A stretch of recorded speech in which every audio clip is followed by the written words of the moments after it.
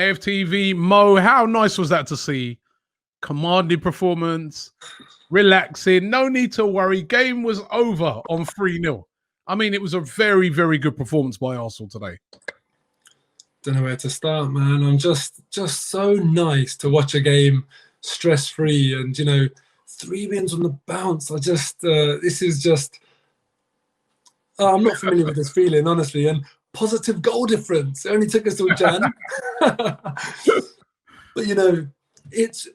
it's so simple. Football is so simple at times. It's just the number 10. The number 10 for me, the impact that position being filled has had. And Robbie, we've done so many interviews. We've banged our heads against the table so many times and said, like, come on, put the number 10 in there, put the number 10 in there. What you'll notice now, no one's speaking about Mesut Ozil. And I just think, Arteta, why did you inflict all of that pain on yourself when the answer, it was so obvious, it was always within. If we had signed ESR in the transfer window, like on day one, and got him in and you put this in, we would have been saying like, oh, we needed that. And the fact that was within the squad all this time, fair enough, he was injured and he's only just coming back to fitness and stuff, but he's just taken to it so brilliantly and it's just great to see. You make a great point there.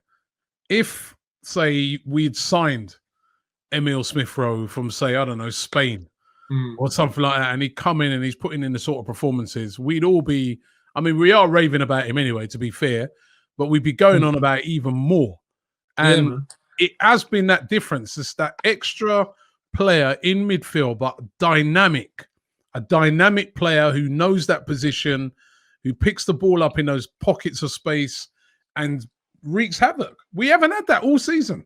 My God, honestly, and the difference it makes. And that's what I'm saying. Sometimes football's a very simple game. I think sometimes people look at fans and they just think, oh, they just shout and they don't know what they're talking about. No, the reality is sometimes we get it wrong. Very often we get it right as well. And we've been calling out for number 10 all bloody season because it was so obvious.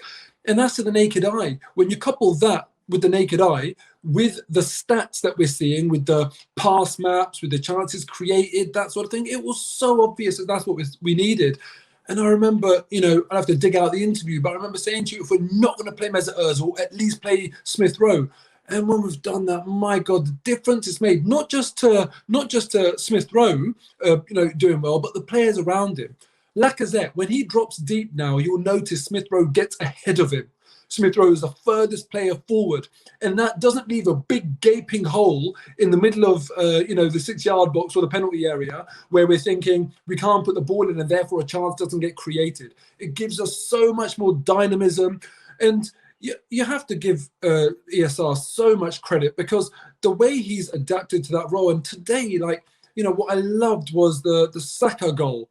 The way he receives that ball, and as soon as he receives it, he already knows what he wants to do. He knows what the picture is ahead of him, and then he makes that perfect, snappy forward pass. No one can mark him. He's off. He's on a run, and then he receives the ball, composure, good touch, knows what he wants to do, plays the ball across. He's the Croydon De Bruyne. I love the guy, man. I just love the guy. I've been a big fan of him for so many years, and I keep on telling myself I shouldn't wax lyrical because you don't want to put the pressure on him. Don't overhype him, but exactly. But it's hard not to. And when you've been deprived of a player like him all season and you've suffered and people are talking about flipping relegation and you're thinking to yourself, I know this kid can do something. When he finally comes and does it, it's just a lovely feeling. And I've said to you, Robbie, and I know you're the same as well. For you and I, because I know you're the same, when you see a Hale End boy do it, it's a different sort of happiness to when you see a big money signing do it. No, definitely. And the thing is about Smith-Rowe is I remember saying this for a while back, saying that out of all the young players that were coming through, he's always the one that I said he's going to be the big one. Yeah. I remember when he sort of first broke through, I was like, hey, this kid, he's something special. Yeah. Then he got that bad injury. Then he's had the loan moves. Yeah. He was very successful in his loan move at Huddersfield. I can tell you that. I've got a mate who's a Huddersfield fan. They were actually absolutely gutted when he had to go back to Arsenal. They were praying that something could be done, that he would stay.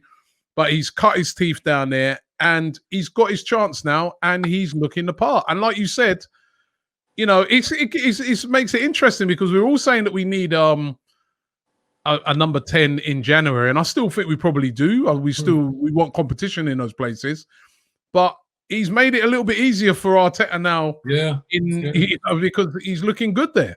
100%. And listen, I'm the biggest ESR fan there is. You know, for a long time I've been watching him and thinking, yeah, this guy, like, he wasn't unsighted. Bukayo Saka, genuinely never expected it. With ESR, I expected this, but as big of a fan as I am of him, if he gets injured, we're back to square one. So we do need to add. You know, that's just the rigors of top-level football, that you need that strength in depth. So that's not a slight on him by any stretch, but it's just we simply need that. And I've mentioned Saka. You know, we're all talking about ESR. What ESR needs to do now is get to the level where when he plays like that week in, week out, it's not even a surprise to us. And that's what Bukayo Saka is doing. I cannot pay any higher compliment to a youth player that, sorry, you have to do more to get, you know, that sort of rave reviews and that credit. How good and consistent is Bukayo Saka? He's the best player in the team. Unbelievable. Right now. Unbelievable. And what I love about, you know, Saka and even ESR or whatever, they've got this humility with it as well. You know, they're just getting on with their football, playing brilliant, consistent football, not getting ahead of themselves. I'm proud. I feel like I'm some like old father or something. Do you know what I mean? Like looking at my boys playing, but you know, they're probably close to half my age. I'm so happy to see them excelling like that. What do you think we need in January then? We're in the January transfer window now. 3 wins on the bounce. We want to continue this on, though. What do you think we need to do in this window? We need snow every game, Robbie. Because if Kieran Tierney in his natural habitat, as soon as I saw it was snowing, I was like, yes, come on, Katie, he's going to be up for it. How good was he? He was brilliant.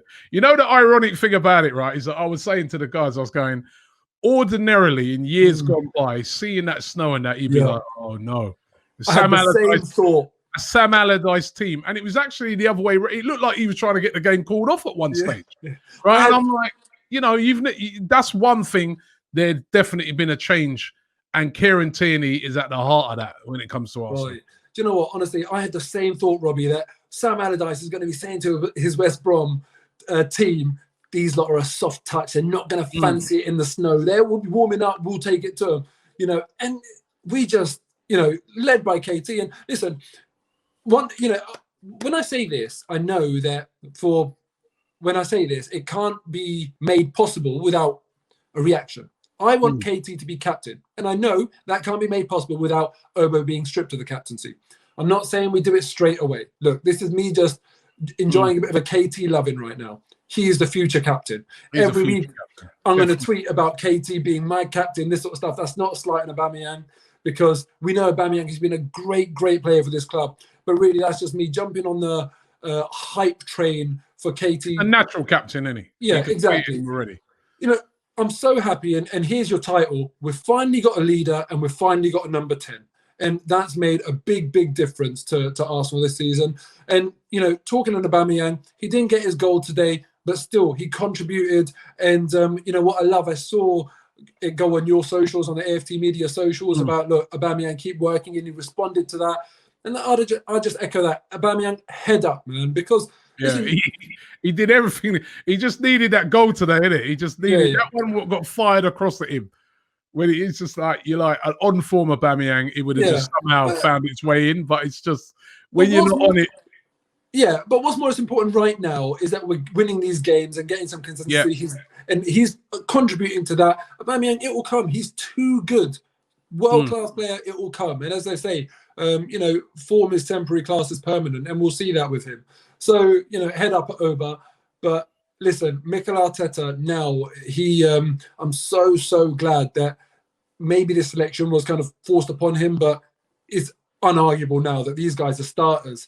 And hopefully, as I've always said, even though I actually think he probably should have been sacked, given how bad we were doing, the fact that he's got this lifeline, desperate for him to succeed, and hopefully he will push on. And here's to a good 2021 of watching Arsenal play.